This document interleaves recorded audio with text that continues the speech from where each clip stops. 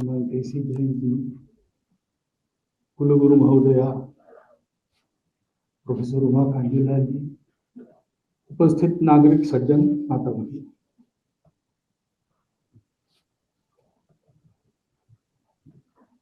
ये बार बार कहा गया और वो एकदम ठीक भी है। समस्याओं की चर्चा ज्यादा नहीं करनी चाहिए, उसका लाभ नहीं होता है, माथा पक जाता है और कोई उसका परिणाम नहीं होता है। उपायों की चर्चा करनी, लेकिन हम देखते हैं बाहर बात करेंगे, लोगों की बात सुनेंगे तो चर्चाएं समस्याओं की ही चलती है, और विषय में भी है विश्व की समस्या, इसलिए मैं समस्याओं से प्रारंभ कर रहा हूं। मुझे स्वयं को समस्याओं की चर्चा ज्यादा पसंद नहीं आती। उपाय क्या करना ये तय करने के लिए जितनी चर्चा करना उतनी पर्याप्त रहेगी, लेकिन विश्व समस्याओं से घिरा है। चर्चा का एक कारण ये भी होगा कि हम आधुनिक युग में यहां बैठे हैं, तो हमको जितना इतिहास मालूम है वो इतिहास पढ़ाया जाता है पश्चिम से।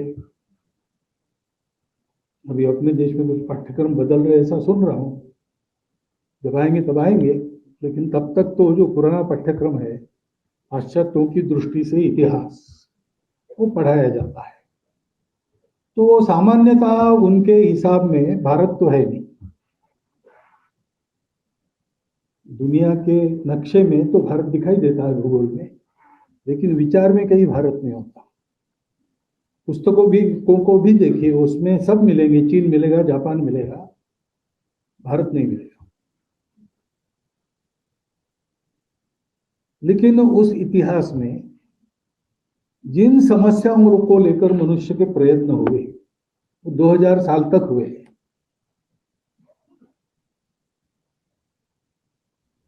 तो प्रयत्न तो हुए और तरह तरह के हुए। ये ठीक नहीं हुआ तो बदल के दूसरा हुआ, और सब पर्याय ढूंढ के प्रयास हुए, उसके कुछ कुछ परिणाम हुए, लेकिन समस्या जो की त्यों है। तो विश्व की समस्याओं का विचार करते हैं तो वो समस्याओं की लिस्ट 2000 वर्ष पुरानी है। वो अपनी व्यक्तिगत समस्या हो, घर परिवार की समस्या हो, राष्ट्रीय समस्या हो या जागतिक समस्या, एक एक सूची करेंगे तो कागज भी पूरा नहीं पड़ेगा। परंतु मोटा मोटी ऐसे दिखता है कि पहली समस्या है दुख। मनुष्य दुखी है, दुख दूर करने के उपाय हुए कि नहीं? हाँ, बिल्कुल हुए, और कुछ परिणाम हुए भी। और विज्ञान इतना प्रगत हुआ है तो सारा सुखपूर्वक ही होता है। 100 साल पहले यहां हम होते और मुझे ये भाषण करना पड़ता तो ये नहीं था। तिलक जी के वगैरह भाषण जो पहले पहले होते थे, बाद में लाउड स्पीकर आ गया, लेकिन उसके पहले 10-10 हजार की सभा में वक्ता को चिल्ला चिल्ला के बोलना पड़ता था।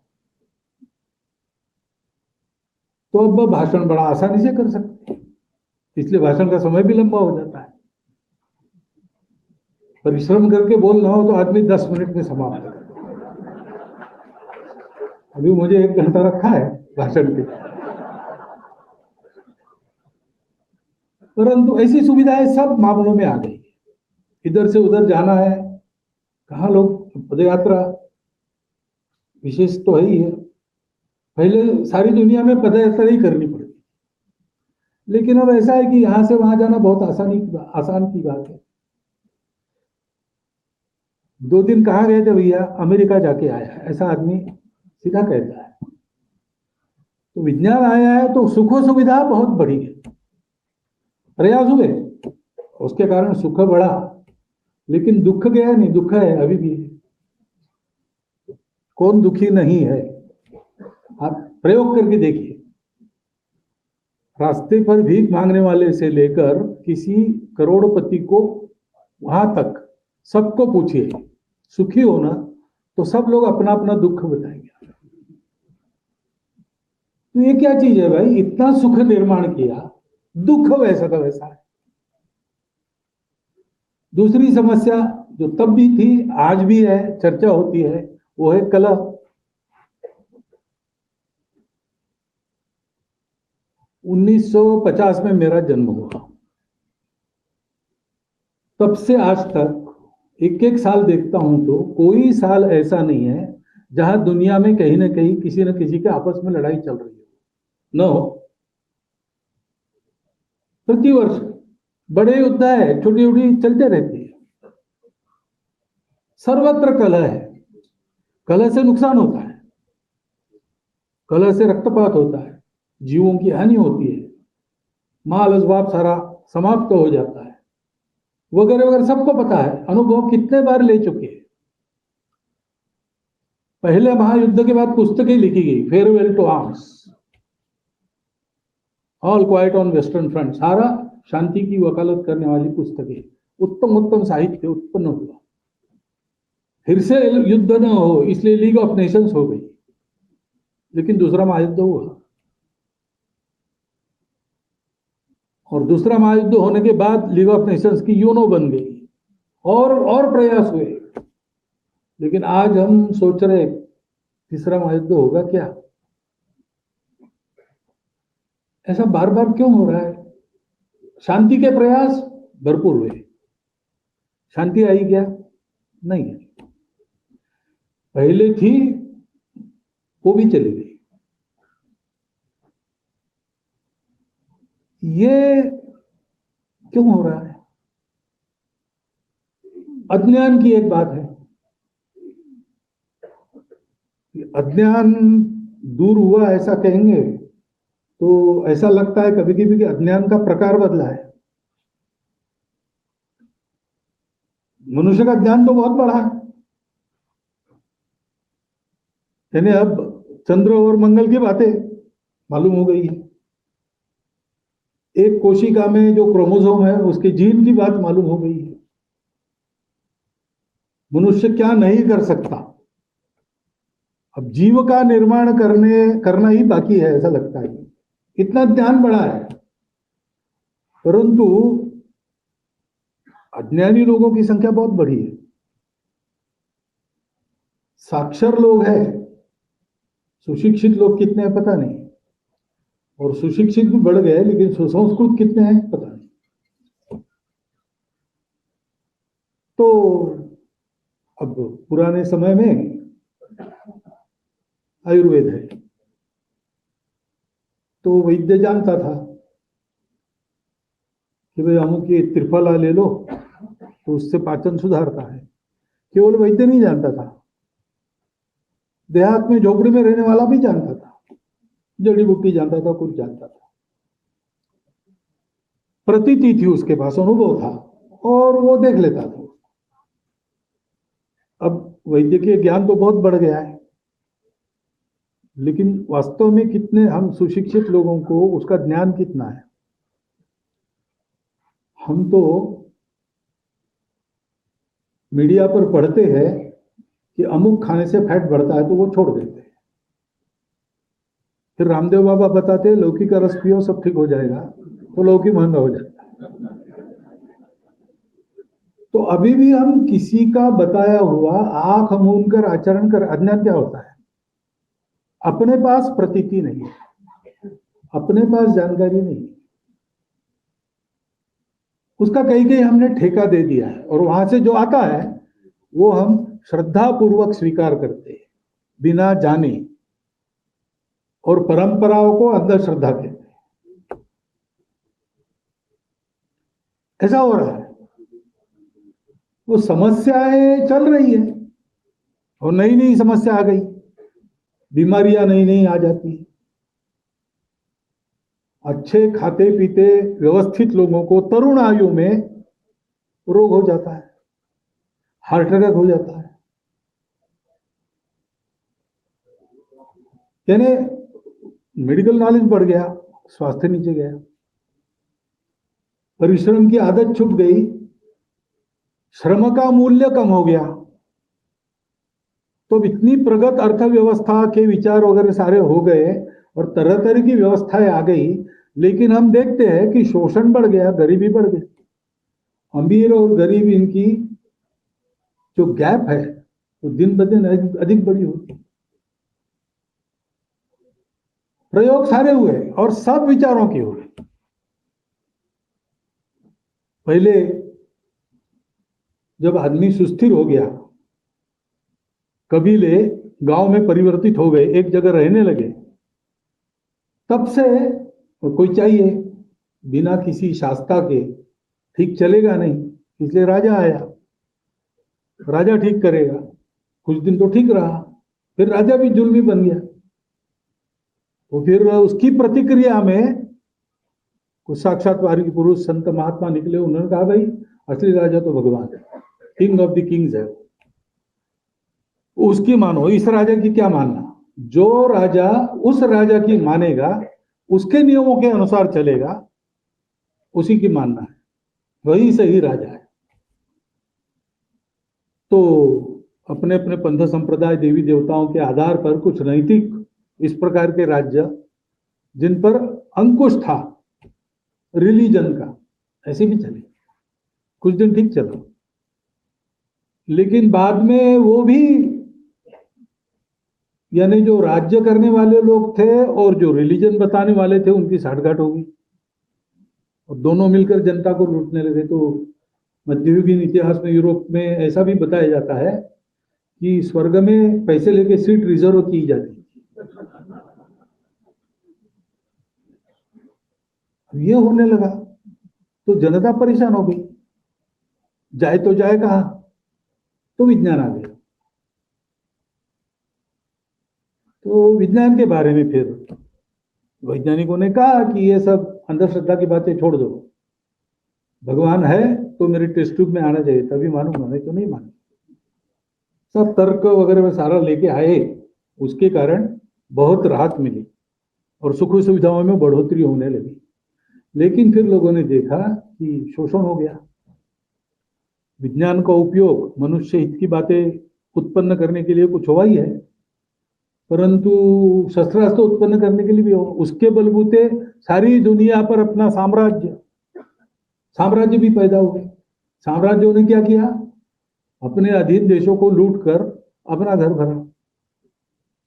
ये होने लगा तो फिर इस पूंजीवाद की प्रतिक्रिया में साम्यवाद आया।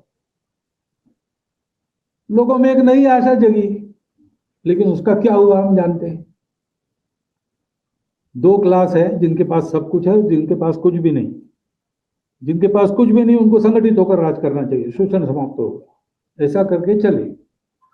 लेकिन वो क्लास तो गए नहीं, withering away of the classes हुआ नहीं, वो दो के तीन बन गए। जिनके हाथ में शासन आ गया वो शोषक हो गए,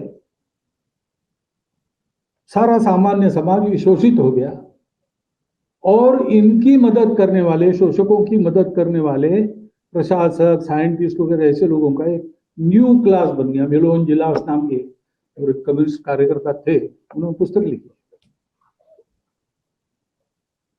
तो सब प्रयोग हुए, भगवान को न मानने वाले भी हुए, भगवान को मानने वाले भी हुए। लेकिन हम देखते हैं कि समस्याएं तो अपने जगह बरकरार है। साधन मिल गए, सुविधा मिल गई, भौतिक सुख आ गया, दुख गया नहीं। ज्ञान बढ़ा, लेकिन ज्ञान के प्रकाश में जीवन निरामय होना चाहिए, वो निरामय नहीं हुआ।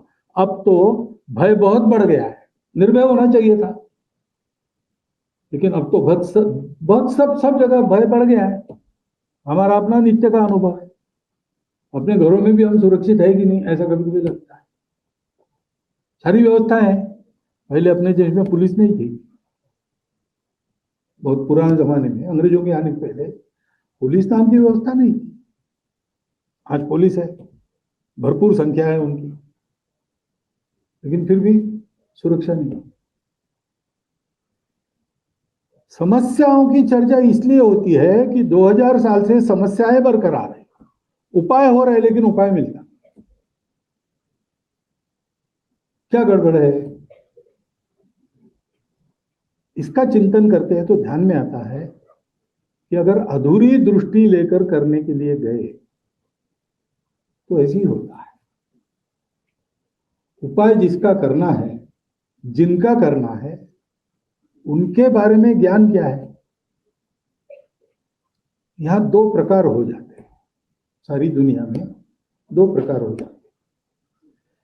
एक दृष्टि कहती है कि सारी दुनिया अलग अलग है, इसको जोड़ने वाला कुछ नहीं है, और इसलिए इनका जो संबंध है वो एक सौदा है। जो मेरे उपयोग का है वो मेरा है, वो मेरे उपयोग का है इसलिए उसकी मैं रक्षा करता हूं। जिसका मेरे लिए कोई उपयोग नहीं, मैं उस पर ध्यान नहीं देता हूं, और जो मेरे उपयोग में बाधक बनता है उसको समाप्त करता हूं। जो उपयोग का है, जब तक उपयोग है तब तक रखता हूं, नहीं तो उसको भी फेंक देता हूं। क्योंकि इस दुनिया में सब अलग अलग है, इसलिए मुझे जीना है। बाकी नहीं जिए तो मेरा क्या लेने जाना, मैं तो सबसे अलग एक अकेला हूं। तो मुझे सुख चाहिए, और सुख के साधन मर्यादित है, सुख की इच्छाएं अनंत है, उसका अंत नहीं होता। इसलिए आपस में स्पर्धा है। अस्तित्व की रक्षा के लिए संघर्ष करना पड़ता है क्योंकि आपस में स्पर्धा है, और इसलिए जो बली होगा उसका राजा होगा, जिसकी लाठी उसकी भैंस। हम देखते हैं, प्राणी जीवन का अभ्यास करते हैं तो यही मिलता है। बड़ी मछली छोटे मछली को खाती है, प्रकृति का नियम। जो प्रकृति है वो दिखती है, आप उसको हाथ लगा सकते हो, आंखों को देख सकते हो, उसकी आवाज सुन सकते हो, उसका रस ले सकते हो रसना से। ये प्रकृति है। और अगर आपने आंखों को एक दूरबीन दी या एक माइक्रोस्कोप दिया तो सूक्ष्मतर बातें भी और स्थूलतर बातें भी आप देख सकते हो। आज हम आकाशगंगाओं को देख लेते हैं, आज हम एक डीएनए के कणों को देख सकते हैं। लेकिन जितना आपके पंच ज्ञानेंद्रियों से दिखेगा और आपके कर्मेंद्रियों से आप उसमें जितना कर सकोगे उतना ही दिखता है, उतना ही कर सकते, और वो एक जगह जाके रुक जाता है, उसके आगे कोई उपाय नहीं। लेकिन इस पर चल रहा है 2000 साल के जो प्रयोग हुए, जो दिखता है वही सही है, उतना ही है, उससे ज्यादा नहीं है। दिखता क्या है? दिखता है सारा भौतिक है। मैं भाषण कितना भी करूं यहां पे, लेकिन 8 बज गए कि मुझे भूख लगती है तो मुझे अपना खाना चाहिए। दुनिया ने खा लिया तो मेरा मन नहीं भरता, मेरा पेट भरना चाहिए। ये भौतिकता है, और उसकी एक मर्यादा है, उसका एक अस्तित्व है, उसकी एक सत्ता भी है। ये जो ऐसा विचार है उसको हम गलत नहीं कह सकते, लेकिन वो एक मर्यादा के बाद नहीं चलता, इसलिए उसके लिए अपनी परंपरा में शब्द ये मिथ्या है। जब हम कहते हैं मिथ्या तो इसका मतलब नहीं है ऐसा नहीं होता है, एक हद तक है। इसके आधार पर survival of the fittest, struggle for existence, exploitation of nature, क्योंकि खाना है, मुझे जीना है। कहां से? चारों ओर जो है उससे मुझे लेना है, और ज्यादा से ज्यादा लेना है क्योंकि स्पर्धा है। स्पर्धा है तो कल के लिए मेरे पास चाहिए तो संग्रह करूंगा, संग्रह करूंगा तो उसकी रक्षा करूंगा, संग्रह करूंगा, बाकी दुनिया को आवश्यक है तो भी दूंगा या नहीं दूंगा, ये मेरी मर्जी है। और उसके कारण हमेशा मैं मेरा अधिकार सुरक्षित रहे ये देखूंगा, क्योंकि मुझे जीना है, ज्यादा से ज्यादा जीना है, और जितना जीऊंगा तब तक उपभोग करने का सामर्थ्य मिले। क्योंकि जीवन क्या है? क्षणभंगुर है, आगे कुछ नहीं है, आपस में कोई कनेक्शन नहीं है, और इसलिए जब तक मरते नहीं तब तक उपभोग करना अधिक से अधिक उपभोग करो, यही जीवन का लक्ष्य है। और इसलिए देखिए, भारतीयता की दृष्टि अलग है। हमने यहां गीत गाया, अणुव्रत का गीत गाया, उसमें हमने क्या गाया? संयम गाया। पाश्चात्य जगत में या आजकल सारी दुनिया उसी पर चल रही, तो सारी दुनिया में कंज्यूमर बढ़ाओ, कंजम्पशन बढ़ाओ, इसका वर्णन चलता है। और हमारे यहां हम संयम का गीत गाते हैं। अलग दृष्टि है। उस दृष्टि से देखेंगे तो वो कंजम्पशन पर ही जाएंगे। और इसलिए क्या होता है कि आध्यात्मिकता नाम की चीज वहां भी है,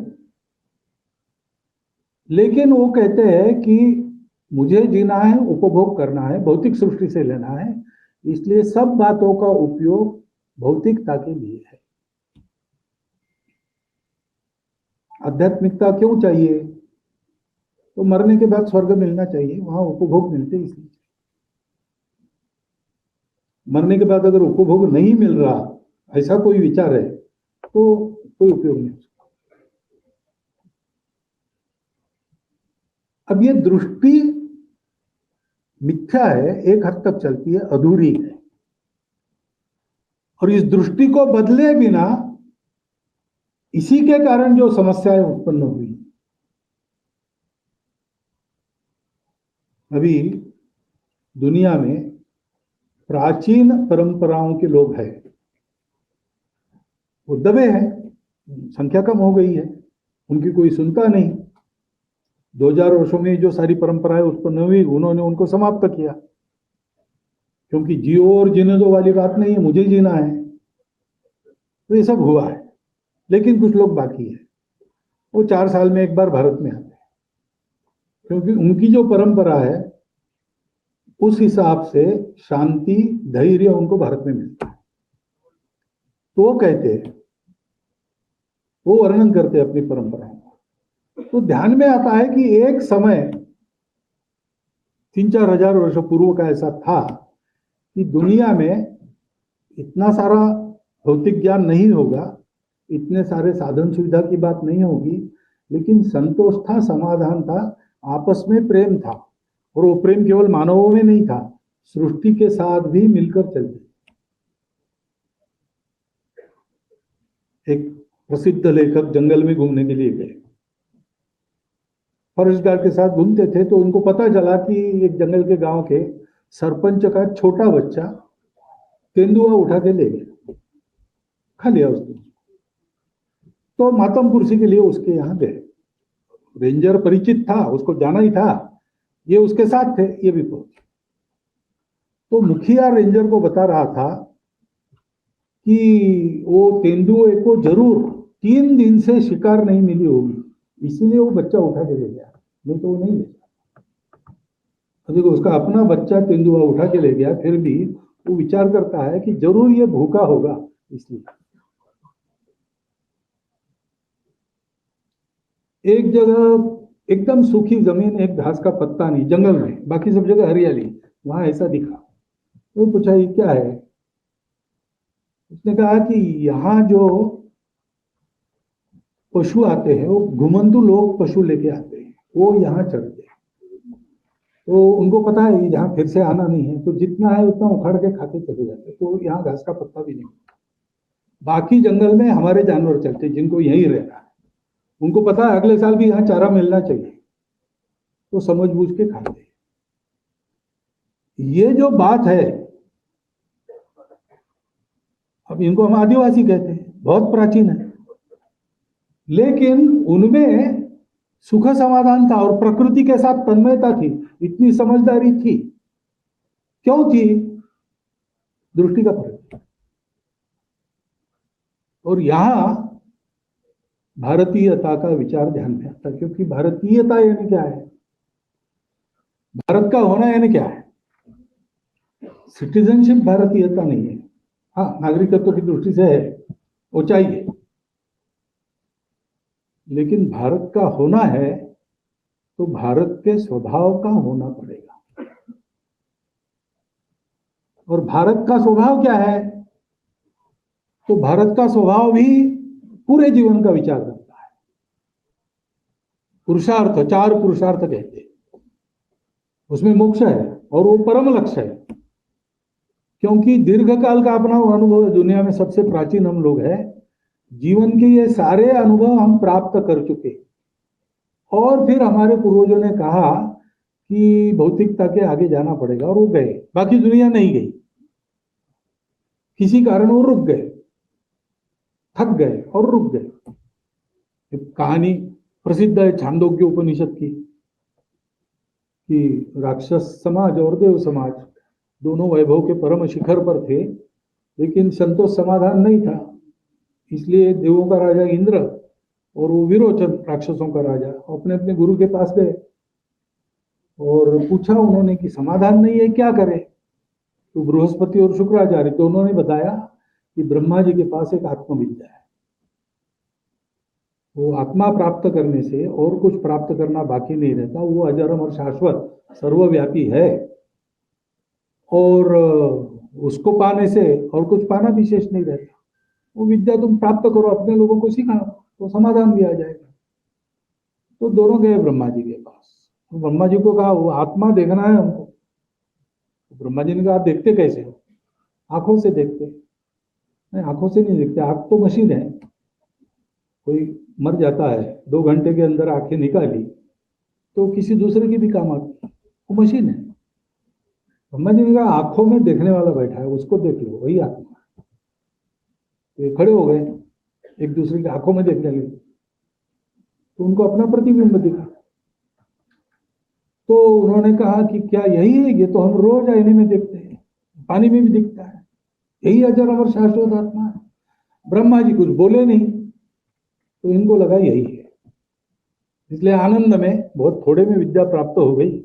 इस आनंद में वापस जाते समय इंद्र ने देखा, वैतरणी नदी को पार करते समय चप्पू चला रहा था विरोचन। इंद्र ने देखा अपना प्रतिबिंब उसके चप्पू चलाने से नष्ट हो जाता है, ये अजर अमर शाश्वत आत्मा ये हो नहीं सकता। तो उसने विरोचन को कहा भाई चल वापस। विरोचन ने कहा नहीं, वो ब्रह्मा जी ने बताया ठीक है, ये हड़मास के जो हम है वही सब कुछ है, इसी को बड़ा करो, इसी में सब कुछ है। विरोचन गया नहीं, इंद्र वापस गया। कालांतर में अनेक पहेलियां बुझा के उसको आत्मज्ञान प्राप्त हो।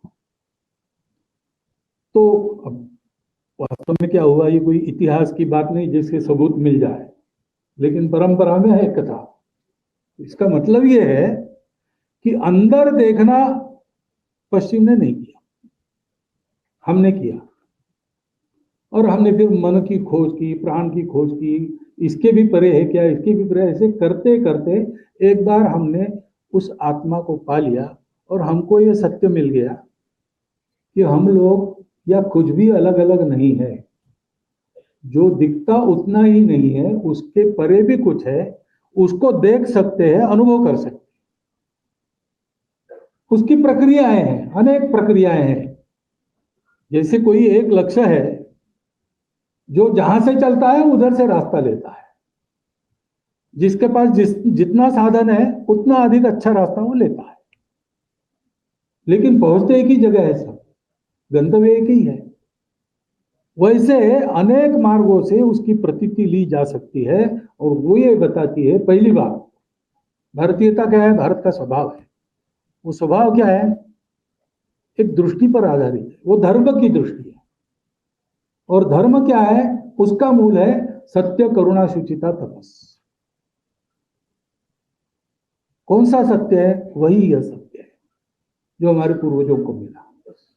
वो पहली बात ये बताता है कि हम सब संबंधित है, जुड़े हैं। हम जो कुछ करेंगे उसके परिणाम सब पर होंगे, छोटे बड़े जो होंगे। और फिर उन्होंने कहा इसलिए अच्छा करोगे तो अच्छा मिलेगा। दुकान में पैसे दिए तो माल मिलता है, वैसा एकदम तुरंत नहीं होता है। आज हम अच्छा करते हो, कभी ना कभी हमको उसके कारण अच्छा प्राप्त होता है। मुझे नहीं प्राप्त होगा तो मेरी अगली पीढ़ियों को प्राप्त होगा। इस जन्म में नहीं होगा तो अगले जन्म में, लेकिन जो करोगे वो भरोगे।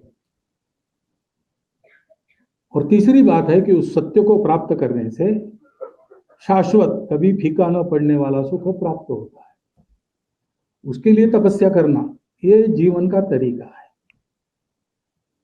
और तपस्या करने के बाद ये ध्यान में आता है कि सब अपने ही है। आत्मीयता हम कहते हैं ना, वो आत्मा से ही आया है।